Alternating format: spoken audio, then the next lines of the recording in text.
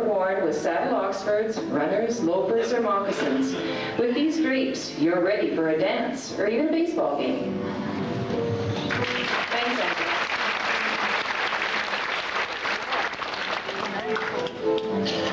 Wearing her aunt's genuine muskrat fur coat is Linda Wall. This warm coat belonged to Mrs. Peter Schrader, a longtime resident of Elm Creek and now residing in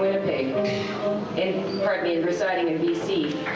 To complete her outfit, she is wearing her mother-in-law's muskrat hat and muff.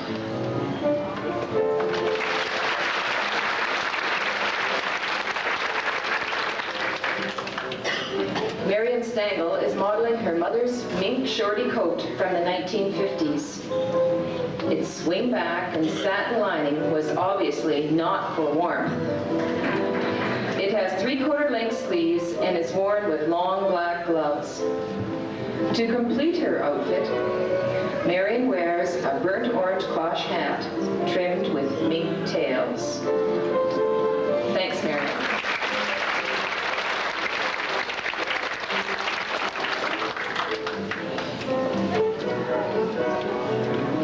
In the 1960s, the imitation fur coats, known as the Borg, hit the fashion scene. Irene is modeling her mother's coat, the late Mrs. Elizabeth Croker. The matching fur hat, which was made in England, complements the coat and assures you a comfy, warm Manitoba winter. Our wee model is Jody Schmidt, walking in with her grandmother. Jody is wearing a little woolen coat, hat, and leggings, which Helen McKay sewed for her little girls in 1957. A very warm and necessary outfit for our Manitoba winters. Today the snowsuit has taken its place.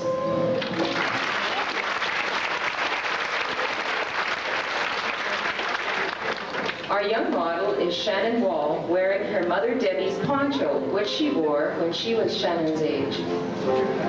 This lovely poncho, so popular in the late 60s, was knit by her great-grandmother, Elizabeth Croker. And I think I had one like that too. Thank you, Shannon. Looking very pretty in this leather skirt and board coat is our little model Jenna McIntyre. Popular in the 60s, this coat is a recycled item made from an adult coat, which Lorraine Tibbett made for her daughter. Thank you, Jenna.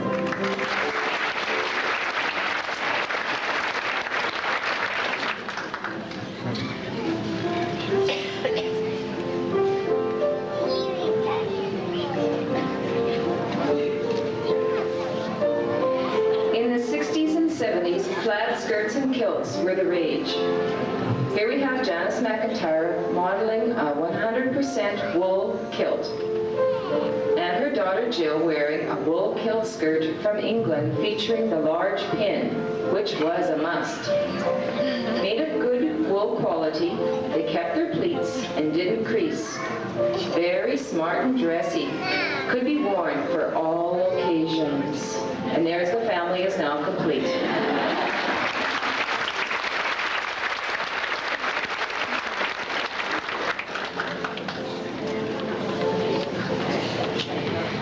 These nurses' uniforms were worn by Lorraine McCrae Tibbett in the late 50s and early 1960s and are modeled by Andrea Friesen and Donna Tibbett.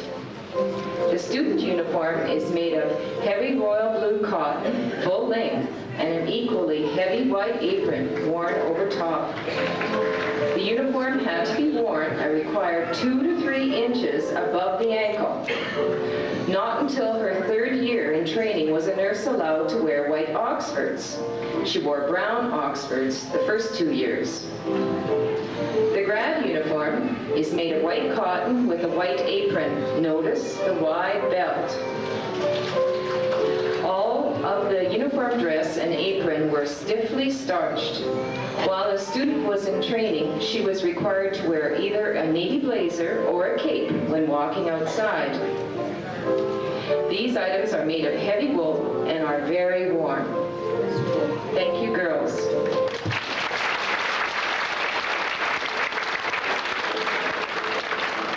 Now we'll have a parade of Fortrells. Doesn't this bring back memories?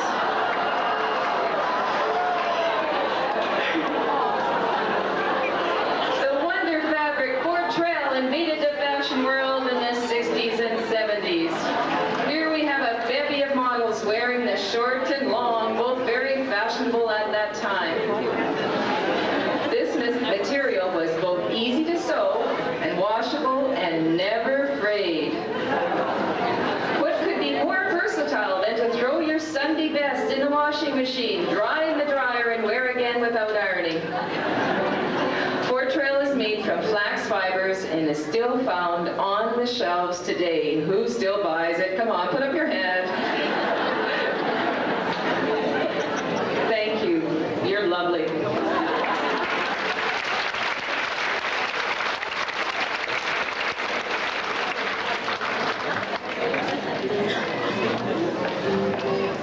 This dress was worn by Jan Rempel for her grade 12 high school graduation from Lanigan Central High at Lanigan, Saskatchewan in 1967. Notice the empire waistline and bell sleeves.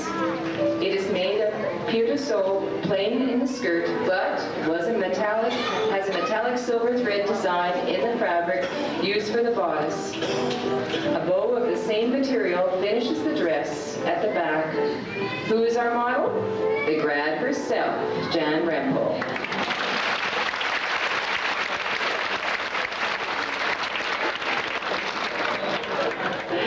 Jim Peterson is modeling his very own suit of the 1970s.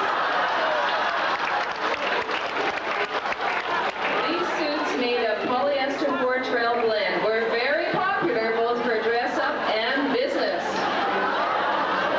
They came in a variety of colors, bright, bold, and pale shades. Jim looks more popular than the suit itself in this very smart plaid. In the early 70s, hot pants were the rage. Here we have Arlene Peterson wearing just such an outfit. This dark brown dress has a cream-colored panel in the front, which gives it a slenderizing effect. It is buttoned in the front and has a tie back. With short sleeves, the dress has a youthful look. I don't think it has a short sleeve. These shorts has an elastic waist and was usually worn just an inch or two shorter than the dress and the shorts. You're all set to go dancing, Arlene. And here's your date.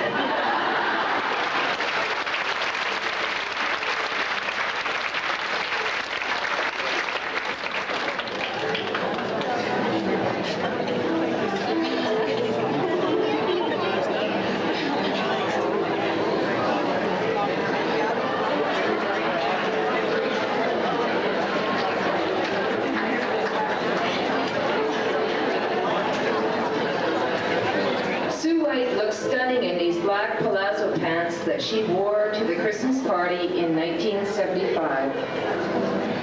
Made of polyester, it was a very comfortable pant that could be worn for many different occasions. Tanya Rempel modeling for us is ready for that all-important party.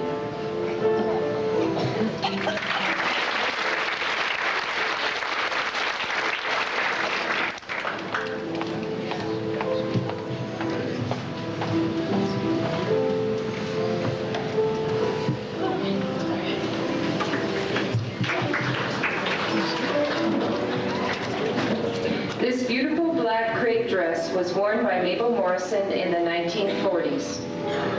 The beaded bodice with its unique neckline gives this Paris creation an impressive look. It has a flounce over skirt in front and a belt tied loosely behind. The three-quarter length sleeves enables this dress to be worn for afternoon or evening. Today it is modeled by Frances Stankel, a friend of Mabel's.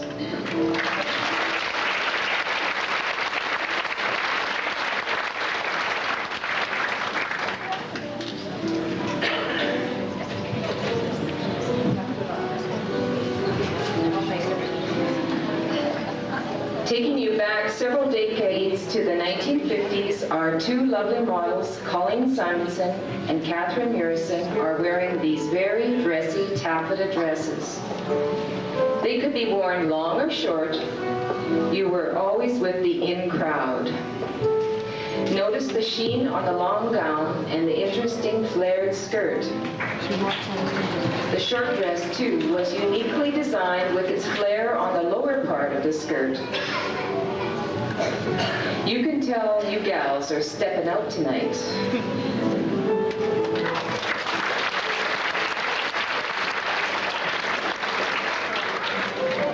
Our model Arlene Peterson looks elegant in this blue floor-length gown with its matching bolero in a model design which Claire Walmsley wore in the 1970s.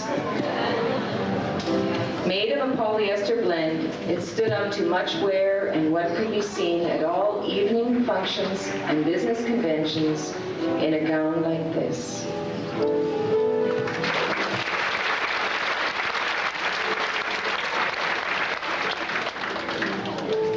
We are now going to be favored with a solo by Ann Butler. Ann has sang at many weddings, and in our next section we're going to be having a wedding parade, and I think Ann is going to do a little solo for us, a wedding solo for us.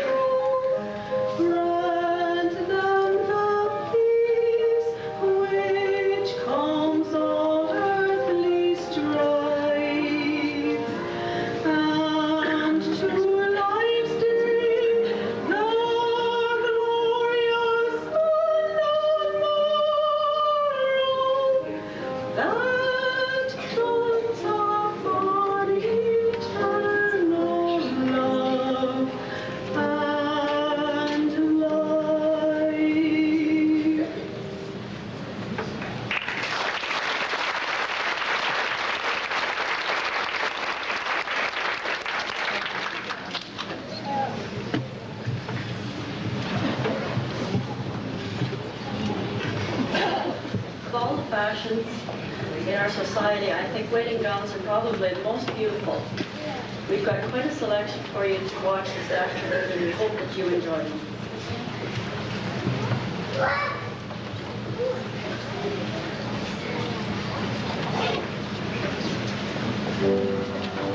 Eva Peterson's great-grandmother wore this dress in Scotland in 1834.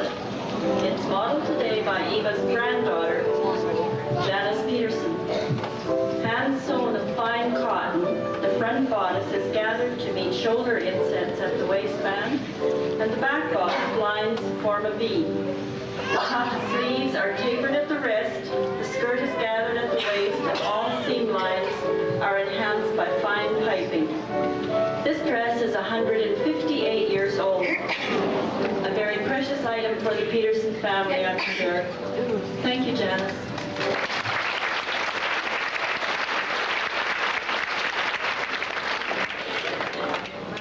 Richard Underwood wore this handmade vest for his wedding in 1855 in England. It's being modeled by Adrienne Bunekofer. She is his great-great-granddaughter. The vest is 137 years old. Adrian's great-grandfather also wore it at his wedding. The marriage certificate is on display at the museum today. Thank you, Adrian.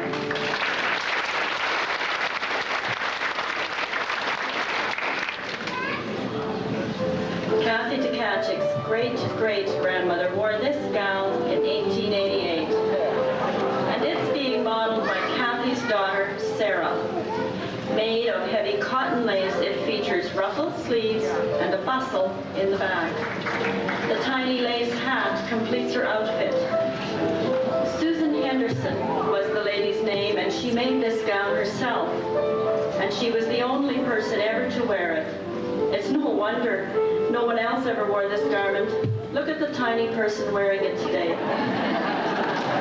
It is 104 years old.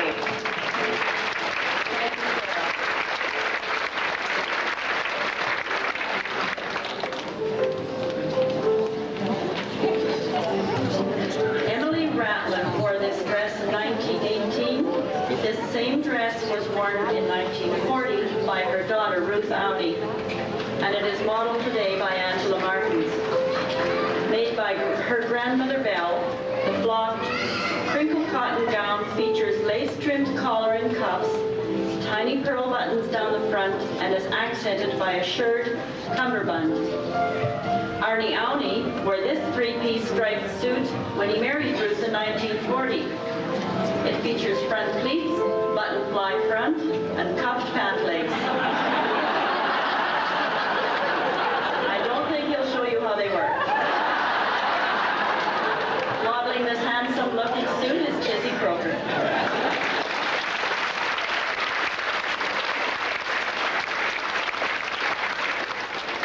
Jessie Fraze is modeling her mother's wedding dress of 1923.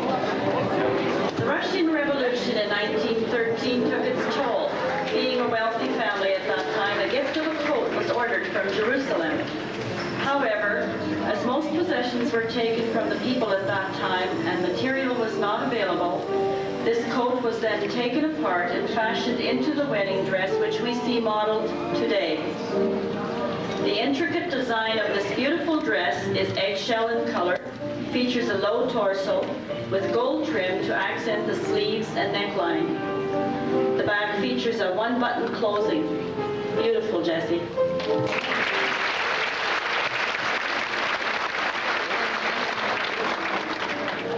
This is the dress worn by Hazel McKay on her wedding day, June 29, 1926. The satin fabric was purchased from Eaton's catalog at the cost of $2 per yard. The dress was designed and sewn by a school friend, Jane McCullough Hill, who still resides in Carmen. The original accessories worn were a white straw hat and pearls, a gift from the groom, sand-colored shoes and white gloves. Modeling her the dress is Mrs. McKay's daughter, Irene Tippew.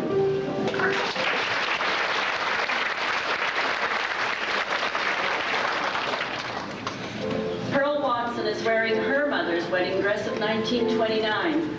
This beautiful blue dress, made of chiffon over satin lining, features a low waistline with delicate cream-colored lace inset in the sleeves, as well as the dirndl skirt, giving it a unique flair. Dome fasteners fasten the wrist closure,